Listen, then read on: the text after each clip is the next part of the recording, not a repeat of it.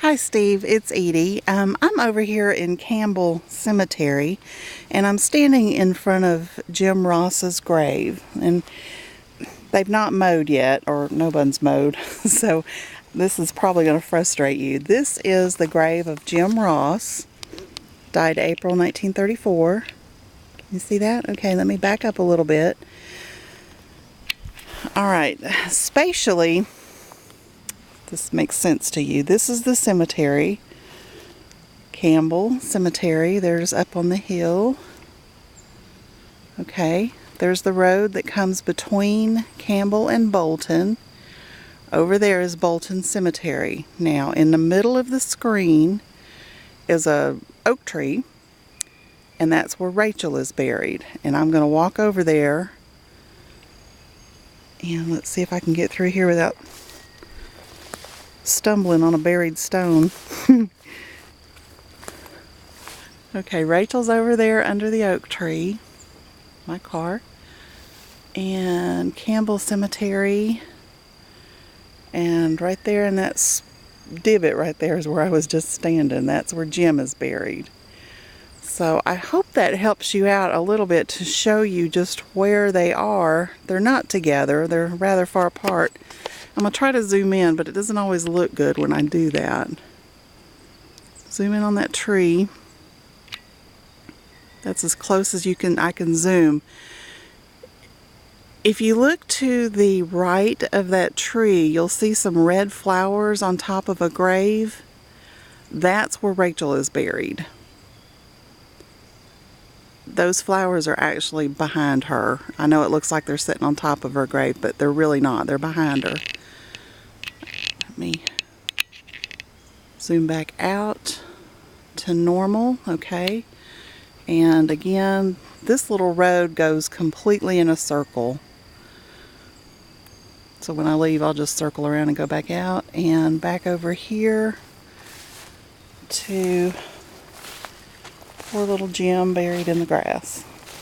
And there's Jim's grave. I hope this helps, Steve. I'm going to keep looking for Jim's first wife. But now if you'll look over here, see, here's evidence of a grave, but there's no marker. Let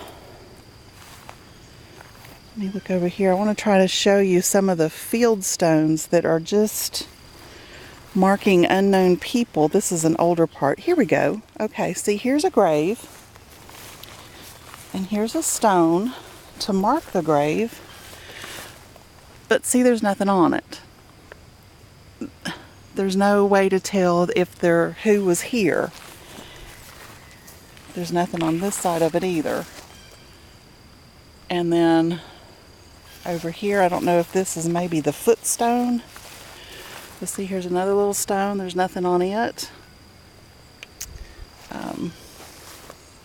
So you see, the problem is, even if his first wife is in here, there's no way to tell.